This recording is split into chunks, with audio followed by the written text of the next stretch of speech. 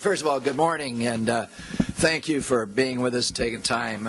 As you know, I led a 10-member delegation of Davenporters, members of the Levy Commission and others, on a 1,500-mile, 3-day whirlwind road trip and visited the cities of Louisville, Chattanooga, Nashville, Columbus, and Indianapolis. There may have been one or two others in there, but those are the ones I remember. The purpose of the trip was to learn and evaluate firsthand on how these cities have landscaped, designed, and created visionary riverfronts and developments. This fact-finding road trip was in preparation for Davenport developing and implementing a major plan for riverfront development at the area of the foot of Main Street, where the current Rhythm City Casino is located, in which it will vacate approximately 2016.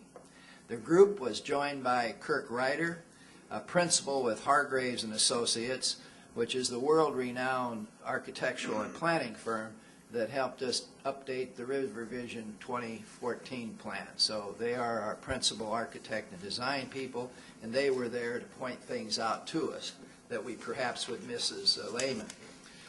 The imminent withdrawal of the casino operations at the foot of Main Street represents an opportunity to generate sweeping transformation of that site into something all the citizens will be proud of and will draw tourism and tourists from around the world.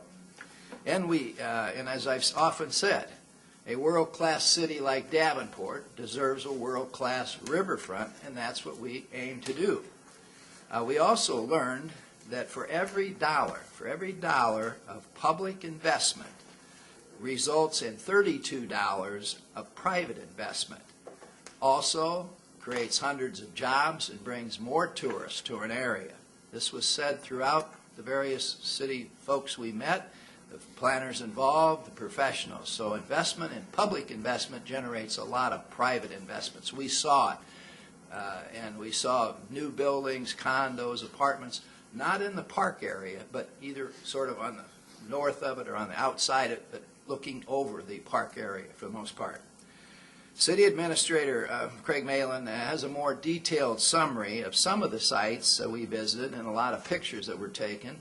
And he's going to show us now this slide set, which I think you'll find kind of interesting and helpful as we proceed. And we'll be sharing this information with the rest of the City Council, with the rest of the Levy Commission members, and I might add, Alderman Boom was with us as well, but he's at a National League of Cities meeting, he and Alderman Gordon today. So with that, let me turn it over to Mr. Malin, and he can give you kind of an overview. Thank you, Mayor. As the Mayor said, we toured through 6 states and all 4 seasons, with, of course, 3 days, about 8 hours of sleep. Excuse me, could you use a handheld mic? Good. Take the mic. There you go, Okay. How's that? Thank you. Okay. We'll take you along on our tour, basically as we went. So our first stop was in Indianapolis. We visited a White River State Park, which is in the heart of downtown Indianapolis. It is a state park that was the former site of an industrial complex. That's going to become a recurring theme. These industrial sites have been transformed into spectacular public parks. White River State Park, just the state park itself, garners 6.5 million visits a year. Next, we stopped for the night in Nashville, and Nashville is a Music City, USA, has a booming tourist economy. They actually are running out of space for all of their tourists, so they are creating new space. This is an old steel plant that has turned into a 5-acre park along their riverfront. We had the opportunity both to visit it at night and visit it again in the morning. We stopped in Chattanooga on, I'll say, Sunday. And Chattanooga has a dramatic story of renaissance and revitalization. It was not many years ago that Chattanooga had had a reputation for being the kind of place that you really didn't want to live in or invest in, they made very dramatic strides along the riverfront. And as the mayor mentioned, for every dollar of public investment along their riverfront, they have garnered $32 of private investment in their downtown. Should point out, that's a Hargreaves landscape, that's a Hargreaves landscape, and this is a Hargreaves landscape. Louisville Waterfront Development Corporation, again, turned a former industrial site, the place where Louisville used to turn its back to the river. Now Louisville opens its arms to the river. One 85-acre park has generated more than $1 billion in economic development in their downtown. It's a spectacular place. So those are the four places. Quickly, I'll show a little more detail now as we go. So again, Indianapolis is a state park. It is still very close to industry. You can stand in the park and see this industry, just like you can stand in Centennial Park and see industry. But as they make public investments and high-quality investments, they generate extraordinary amounts of private investment in tourism. One of the genius ideas in Indianapolis is they retained their canal system. It used to be an old industrial canal. They retained it, and now it is this wonderful canal walk that garners folks 365 days a year. If you're in Indiana, there's nothing limestone can't do. It is a park crafted from limestone, essentially. Very hardy material, reasonably sturdy, and if you're from Indiana, fairly inexpensive. It's beautiful stuff. We made our way to Nashville that night. We arrived in Nashville in the evening, and I told these folks I had been in Nashville once before, and I told them they have a Parthenon. And I don't think people believe me, but if you ever go to Nashville, you must see the Parthenon. It is the most ridiculous experience you'll ever have. It's not a scale model. That's what you don't do. I mean, we were kidding, but I stood out and said, here we found it, Parthenon. And did you see a multi-million-dollar thing like that down on our riverfront? No, but that's what you don't want to do. Sorry. All right, so that was 3 blocks from our hotel. We took a little detour there, but then we went to the what's called Cumberland Park in Nashville. Again, this is an industrial site that looks across the river into downtown. This is a pedestrian bridge that's open 24/7. We walked it at 12:30 night, 1 in the morning, something like that. And the place is buzzing with kids. It's a 5-acre, $9 million park, and there's just feature after feature after feature to bring kids down to this space. Sort of this part of Nashville on this side of the river is not quite as fancy as this part of the river, and these folks love this park.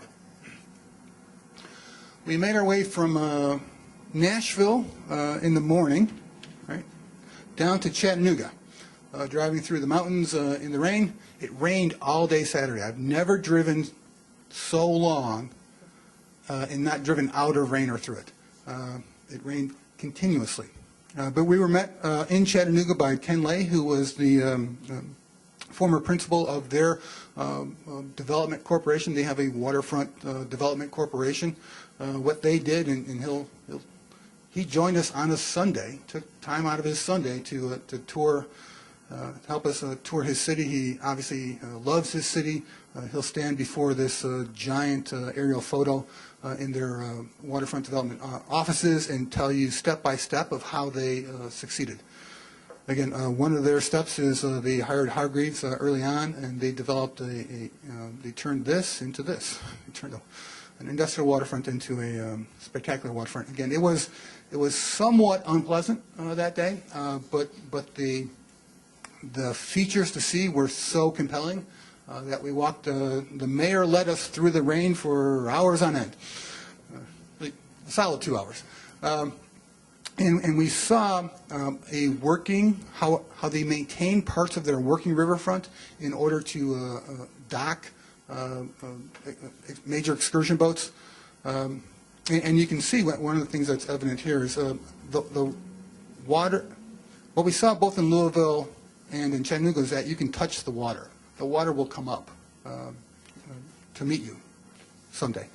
We walked around. One of the things that they have a very good handle on in Chattanooga is telling their history in a very impactful way through their design. This, by the way, is what used to be a state highway, and is now, they turned it into a city street.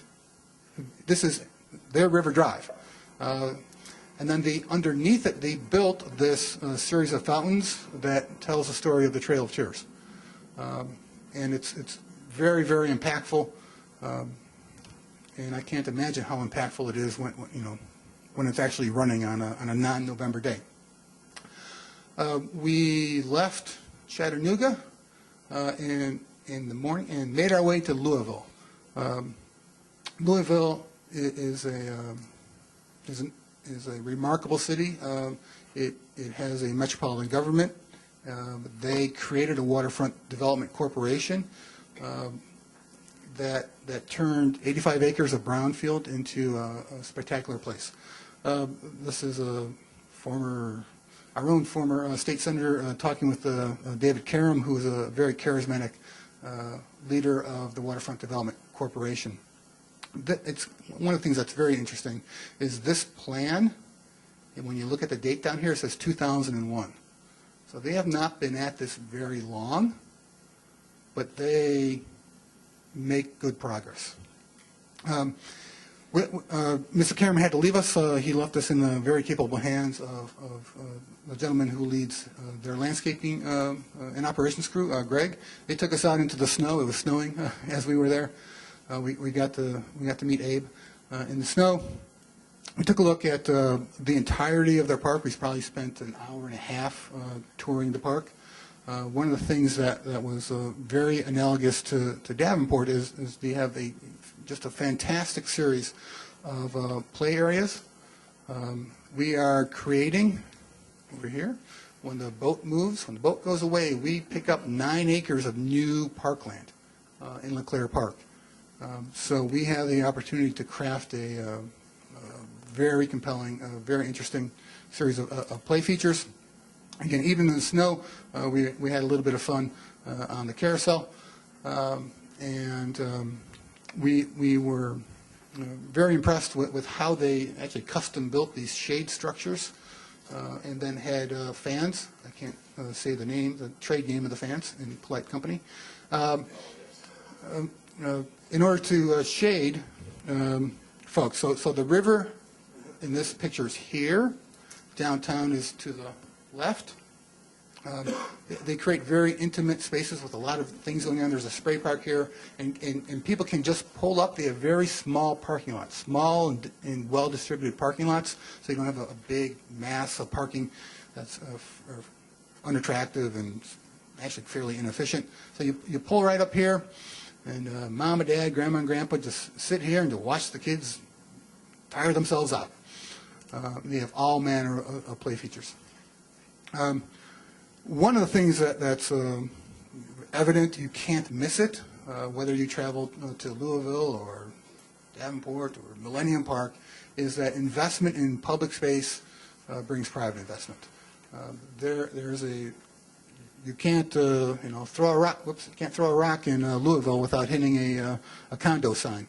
Again, analogous to Davenport, condos on the north side of River Drive. So there's huge buildings already constructed, others coming out of the ground now, and they're all tied to this 85-acre park. If this 85-acre park wasn't there, the developers will tell you, the community leaders will tell you this private investment does not happen. We didn't see this on the tour. This is during 4th of July or so. The park features, they host Thunder Over Louisville, which is 400,000 or 500,000 of their, of the Kentuckians and Indianians arguing about which state is superior over fireworks and barbecue would be my guess. It's a really spectacular place. One of the elements that was most impactful on the tour was you frequently found, much like in Davenport, that there are veterans memorials in their most cherished places along the riverfront that are tied to the riverfront parks. So this is Indianapolis's Veterans Memorial, and it's. I wish we could have seen it in the evening. What's going on here is you have this glass, reflective glass, that sort of ties everyone together, etched with names of the fallen servicemen, and it's lit up through these lights, and I'm guessing in the evening it must be very, very beautiful.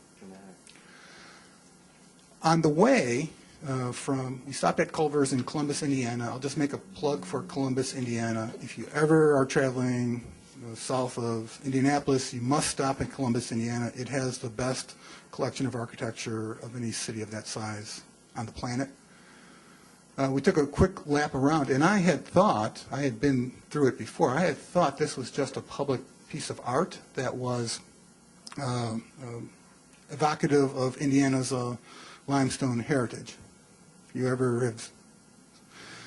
ever went to Grandpa's farm and then went swimming on an Indiana quarry, this is very evocative. I thought it was just public art because they have some spectacular public art. It is much, much more than public art. It is the Bartholomew County Veterans Memorial, and what they do is they do something that's somewhat similar to the Vietnam Veterans Memorial, where they inscribe the names. It's not just the names, it's the stories. You will read correspondence to and from the servicemen who passed away in foreign lands. It's unbelievably impactful. So that was something, as we experienced those veterans memorials, we were thinking as we were driving our 1,500 miles, how can we have as impactful a veterans memorial as we continue to develop our riverfront parks. It was very, very extraordinary experience. Others will share their themes. I think these are some of the things that I learned on the trip. You have to have very inclusive planning. You have to bring partners together, private partners, public partners. Everyone said that you have to insist on quality. This is going to be your most impactful space. It's going to, the investments you make in quality will garner great dividends in terms of tourism and leveraged private investment. Most of these places had a very focused organization, similar to our levy commission. Some of them had certain special powers that our levy commission doesn't have. Our levy commission has some other powers that they don't have. They had multiple spaces. They had small parking lots. They had someone in there daily, in the middle of winter, daily, maintaining it. That was important. The mayor was always very interested in how do you have fun for all ages? How do we bring kids and families and grandparents down to this place? The very smart ones had ways that boats, both pleasure boats and major excursion craft could hook up to it. They all had very high energy interactive art at some place, and they let people touch the water. There was this, I asked David Karam of the Waterfront Development Corporation, because it's very evident that there's no handrail around their water, there's no guardrail around their water. Obviously, we would need one in the upper pool, but in the lower pool, he said, God didn't put a handrail there, and I'm not putting one there neither. In the end, I think the principal message was if you invest in your most sacred spaces along your riverfront, you should plan for hundreds of thousands of visitors and hundreds of millions of dollars of private investment. So that's the presentation I assembled. I'm sure others have their perspectives. Thanks, Craig. We're going to have each of the commissioners, going to start with Ann here in a minute, but those two renderings right there is the first phase of what we're going to do, obviously. We have 9 miles of riverfront. There's lots to deal with, but we know the boat's going to be leaving the casino 2016, and so we do have to start planning now.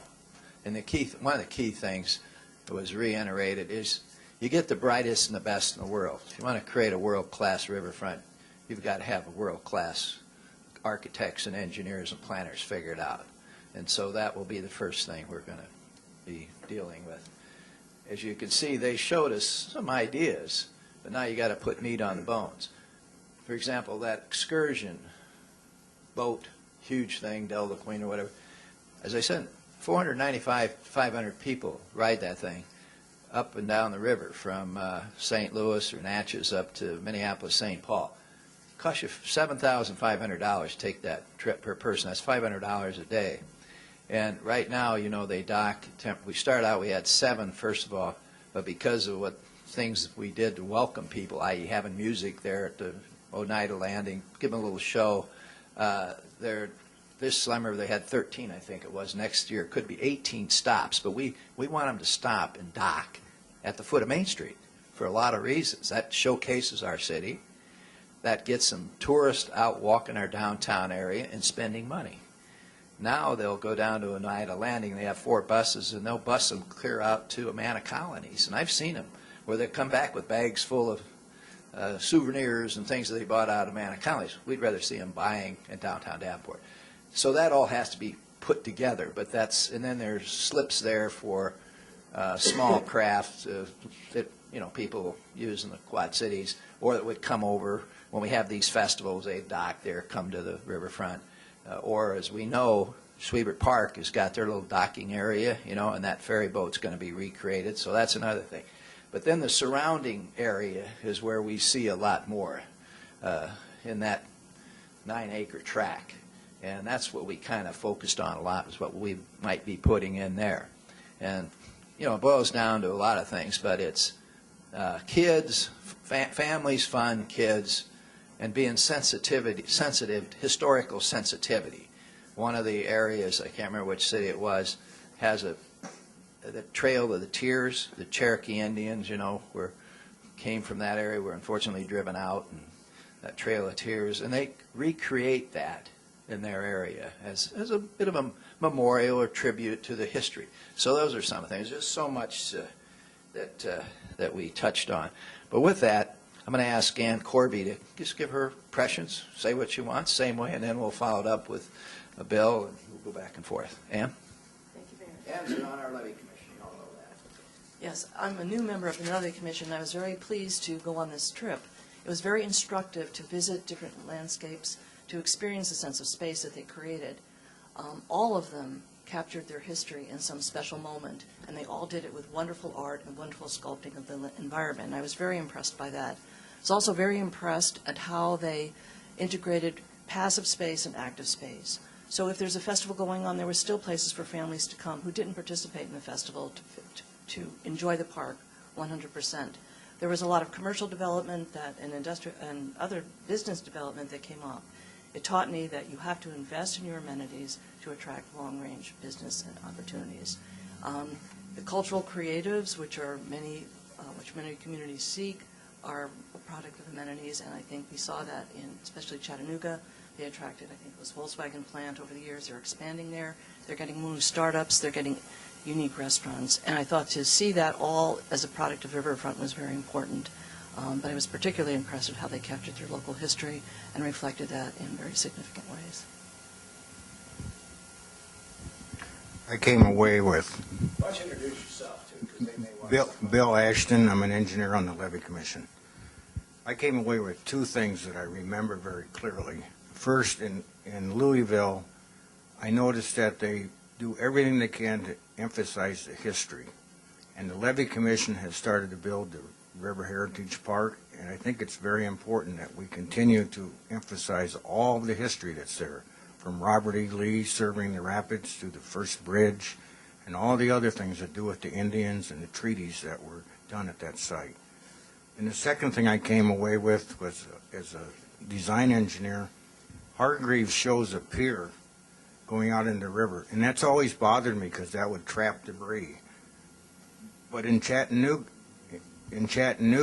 they raised that pier up so that the water passes under it, and on the outside of that pier, they put ramps down to a longitudinal dockage for riverboats and normal cruisers. And that is something that everyone here on the Levy Commission has always wanted, is to build a marina-type structure downtown Davenport. And we can do that now by extending the pier out from the bridge to nowhere and then dropping down with ramps that would allow us to dock cruisers and boats of that type. Good morning. I'm Steve Ahrens with the Levee Improvement Commission. All in all, I found the trip to be very validating. I think we have many things to celebrate in Davenport and to be proud of.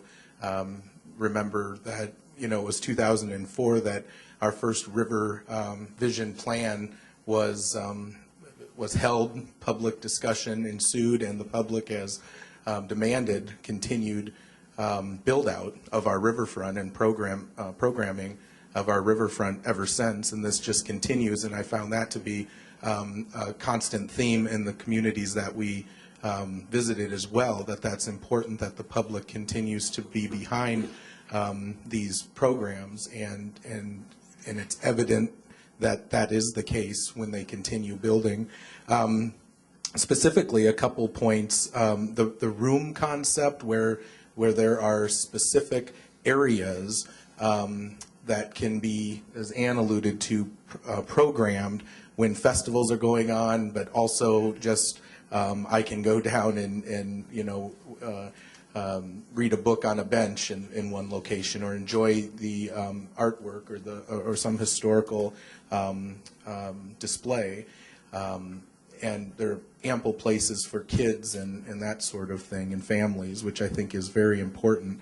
Also impactful to me was how, this is related to that, but how very important the continued programming is of these spaces. So it's not just a simple building it out, but it's also ensuring that there are such amenities like farmers markets that we enjoy, and other daily kinds of activities for people to come down to. In most cases, those would be free as well. I also think that it's important to reiterate that 32-to-1 ratio of public versus private, spurred private development. We are seeing that result right here in Davenport as well, with the investment that to date is being made in our riverfront and downtown, and what that is doing to housing stock and business development in our community. And I think that is, we're seeing many of these successes. We need to celebrate them, continue on in a focused way, and I think we will realize the same kind of successes in the communities that we visited. Thanks, Steve. Audrey, our Levee Commission. Good morning. One of the things I enjoyed the trip tremendously. We saw a lot of beauty, whether it was raining, snow, or whatever. We had a good time. But this one park, the one before, where they showed the children's playground, they did it to the fact that it's nautical. They did it with the boat and all of these things. I thought that was very good. And I was astounded at the covering on it with the big fans that you could sit there and really enjoy. And it had the niches that you could take your car, park, and have a picnic. Everything we saw was beautiful and great for that city.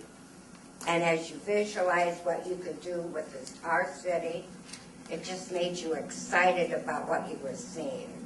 The different cultures and the different ways that it's portrayed. It was a very nice trip, and actually it helps me, being on the commission, to open my eyes wider to what we can do here in our city. Thank you. My name is Zach Peterson. I'm a landscape architect for the city. This trip was exactly what I need. This is my wheelhouse, and seeing precedents and actually seeing in person what I've read about through various educational endeavors, and being able to actually walk the site has been just an immense educational experience. I remember as an undergrad in planning at Iowa State, I took a course in urban revitalization, and there's this little project this town called Chattanooga is working on putting in an economic catalyst of a aquarium, and everyone thought they were crazy, and it was just kind of rolling the dice at that time. It's like, is this thing going to work? And I can safely say that was roughly about 90, 96, somewhere in that vicinity, but I can say today, yes, it's immensely successful. They've added on. It's no longer just a freshwater aquarium, which was a crazy idea at the day. Dubuque's copied the idea. Saltwater aquarium was built onto it, and it was a catalyst that spurred further growth, and the riverfront came with it. I really appreciate also getting a chance to say, kick the tires of these particular projects. In particular, Chattanooga had been around about 10 years or so, so it was a great opportunity to take a look at the materiality of what's been created there, what's been built, and in terms of durability, what works, what hasn't worked, and go to school off that to know. Can't go wrong with stone. I think we learned that for sure.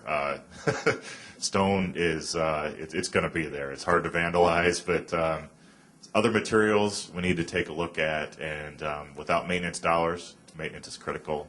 Will it have longevity? So, yeah. The final thing I'd like to just touch upon was Hargraves in particular. I came to start this trip with a very critical eye towards their developments. If you look at them, they all have very similar features. The landforms and those kind of things. That's their branding. And I looked at it from a perspective of, is there anything more than just a pretty picture that they put on a landscape? Is there meaning behind it? And I can say yes, there was. That was a concern of mine, that there wasn't any local connection to their projects, but they've woven it in. For instance, the Great Lawn in Louisville has a grand open space that's tilted in two different directions, but that corresponds with the city grid and how it changes, kind of like downtown Rock Island, how the grid shifts right around the Centennial Bridge. So, yeah, right there, the main space by the jetty there. So they do respond well to the site, and I came away with that as just an amazing experience. Thank you. Okay. Well, we'll get some questions, but, we have a great riverfront now. I'm not just saying that. We just got voted in by USA Today, 10 best choice as one of the top 3 riverfronts in America, best on the Mississippi. So our job, I think, is to sort of build upon what we have and improve it, make it better for the future, and so the generations yet unborn can say, wow, look what they did back in that period, and let's keep doing it, let's keep it rolling. And the foot of Main Street is the focal point. That's the kernel. That's the key part of the riverfront in Davenport. That's what people will see mostly, and we want to do that, all of it, but that particularly right. That's the key thing. Whatever we would do, we want it to be done right. And that takes the best and the brightest, and we're going to do what's necessary to get the best and the brightest, and we've done that to do it and do it right, so that we'll be #1 someday. Because we're blessed to own 9 miles of riverfront. Didn't happen by accident. Levy Commission over some 100 years have accumulated a lot of properties that were privately owned, as some of these other cities would love to be in that position today, but we're there. And as the casino leaves, that will be the next major move forward. With that, questions of anybody on the panel? Any folks? Yes? Yeah, did these projects, did you get a sense, was there a step-by-step process? They would work on one section at a time, or was it kind of this massive project, all one thing, one kind of lump sum, and then they built it? Pretty much section by section, phase by phase. No one has the unlimited resources. You do what you can in an organized, rational, reasonable manner, and you occasionally get a grant you weren't expected, and that helps.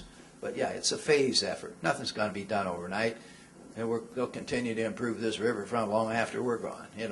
But immediately it's that one. And I think consensus is that's what we have to do as a levy commission next. But it's incremental improvements. Anybody else want to add to that? That's the one thing to really take home on a project such as this, and anything of this type and scale. They're all vision plans. In the document master plan entitled RiverVision, it's a vision, and it's not a quick fix. It's not like it's built overnight. It's carefully thought out, strategically developed. You have the target that you're shooting for. In the distance, you're aiming towards it, and you're getting there slowly but surely. And lost my train of thought. Anyway, yep. Whoop. Speak into that cloud as louder because you can't hear you. We obviously have to do it by phases because of funding. And a good example is River Heritage Park. Davenport Rotary gave us a $100,000 gazebo that's now built, and we got a REAP grant for $300,000 to put the railing on the seawall. Things are done incrementally by everybody working together to find ways to fund it. I would just like to add, too, in all the communities where there are great successes, the county and the city work together. The county contributed heavily, as the city did, and so did the state. And I think that was really instructive, too. Yeah, you know, we have 57 parks, so you can only do so much. We can't neglect other parks. Well, I'm going to get a little something as we progress. But, you know, this is the focal point right now. But there'll be work on all these efforts as funds permit, and we're not raising taxes to do it. We've got to do it within the existing budget. Carl. Part of the planning process that started in 2004 that the city adopted, and part of just sort of urban planning 101, is to bookend the space. So the city has followed that model with the Veterans Park to the west and the River Heritage Park to the upstream Upper Pool side. And that actually then makes the commitment to develop the infill between the two bookends. If you go incrementally, you know, in order, you know, advancing like a marching army, it's often it's possible to abandon the project almost at any point. But by establishing the outer perimeters there, then this landscape becomes the drawing board. Carl's on the levy commission, I might add, Carl. Anyone else? Questions for me? Yes, Steve. Just a question on some of the philosophical differences. You know, the city council went for the Dock Restaurant, 3-story building, and now there's some talk on private investment at $32 for every dollar spent, you know, with condos and that on the riverfront. Is there some sort of, I mean, widespread plan of how you'd want to separate that? Well, I think fair enough to say not in our park area, probably north in this case of River Drive and vacant areas. You see that, you know, you keep them away from the park. I mean, where they overlook the park. You don't clutter up your park with private entrepreneurship and investments because it's public right-of-way. It's public land, should be used for public purpose and public use. Now, there's a little bit where you may have, but you keep it very small, I think, because the investment will flow around the edges if you do it right. And there's plenty of area north of River Drive from Bettendorf to past Credit Island, you know, that someday probably will be developed. But anything else? Go ahead. Greg mentioned that the developments that we saw were really away from the river, and they're encouraged because the parks are there. We've got a good example here of private development where the Clarion House is. There's going to be a major building built, but it's set back from the river. Next question? Yes. What do you have to say about, say, ethnic groups? You know, the African American push for a Martin Luther King Park and those kinds of things, and the history of immigrants, including Irish, German. I mean, those are all on the table. They're essential to be woven into this. The sensitivity, the historic aspects of your community are vital, important. And we saw that. Which city is the one? Which one? Chattanooga. Okay, that's where the Cherokee Indians I kind of mentioned were there prior to American settlers, and like so many of fortunately drove people out. And in that case, there's that Trail of Tears that went from Chattanooga across the country, ended up in Oklahoma. Well, they created the history. They showed what happened. They had things even actually prior to that, going back to thousands of years, but they had a waterfall, I think it was, where kids could walk in, and it was the story, the meaning, the symbolism of what was done. And now we've got something similar with the Sac Fox Indians, and that needs to be incorporated somewhere in here. And it might be a heritage park, which I think is going to be, and the German immigrants, the Irish immigrants, the first bridge across the Mississippi River, the signing of the Black Hawk Treaty in 1832, the War of 1812. We've got so much great history where you sort of tell it as you in the various aspects. I thought one of the really touching or memorable was those the Vietnam, go to what city that was in. War Memorial. Yeah. Anyway, it wasn't just those. It looks like just blocks, What makes it meaningful is the inscription. Something about, a mother wrote to her son, or a son wrote back to her mother, who, during the Civil War, the Vietnam War, the Second World War, just before, he unfortunately passed away. That was the last letter, the last communications. Or some little girl wrote to her father and during the Second World War, and that was the last communication. So rather than just put the name up, they share that letter, shortened version. Wow, that has an impact. That tells the story more, it makes it come to life. I would like to see that interactive sort of approach with our Veterans Park, not our Vietnam Park, our Veterans Park, where you could go on and punch in the name of your grandfather, uncle, aunt, somebody, and it'd come back and tell you how that person unfortunately was killed, or the history of their time in the service. Like I had an uncle, I got middle name Bud Evan, born in Keysburg, Illinois. I had 6 uncles in the Second World War at the same time. And 1942, June, unfortunately, he was killed in South Pacific, burned up at sea in a, raid. The Japanese bombed their plane. 6 of them killed that day. And I was born in October, so I got the middle name Evan. But the point was, you can go online now. I didn't know that. You can go online, punch up, and there'll be a little paragraph or two, something in the archives of the United States military that tells about that. I think that would be exceedingly interesting for someone to be able to go to our Veterans Memorial Park from anywhere in the country and punch in, and then the little child could learn about grandpa or grandma or their uncle, aunt, whatever. That gives it more meaning rather than just a name. I mean, that's okay, but put meaning to it.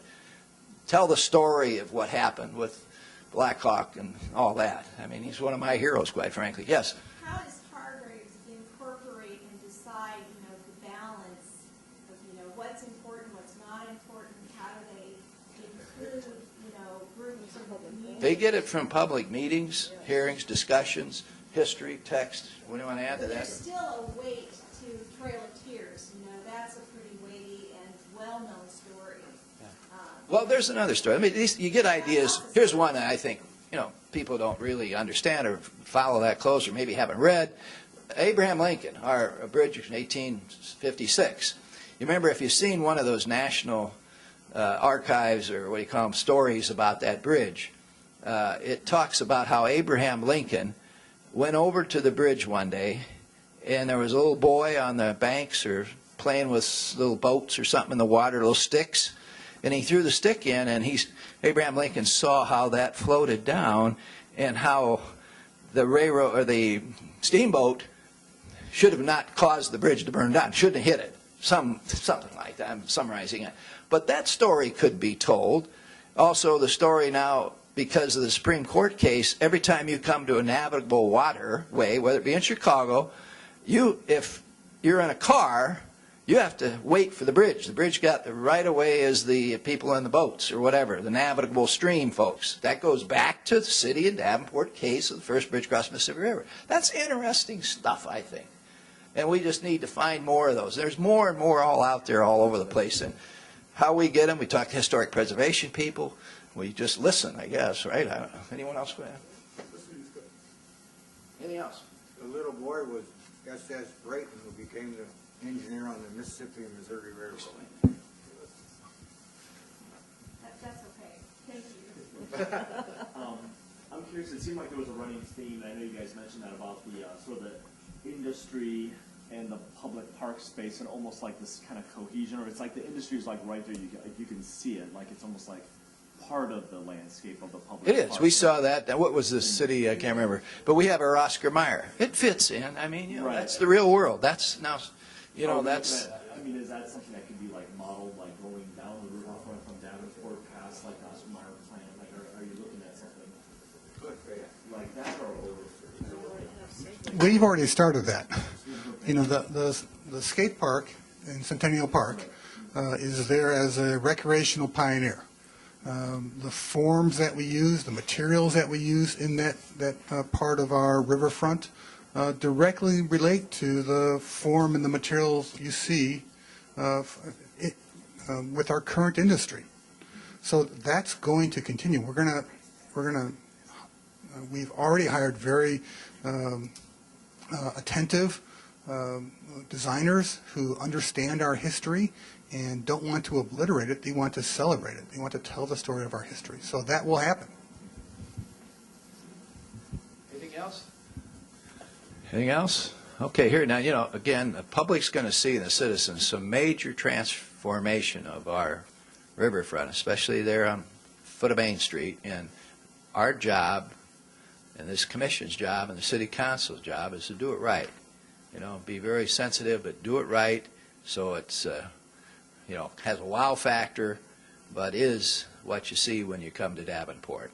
You know, so thank you, and thank you, commissioners, and everyone for taking that long, wet trip. Yeah. Quick off-ball question, any way you can incorporate sliced bread into a Yes, definitely. What a great idea. That is fantastic. All right. Thank you.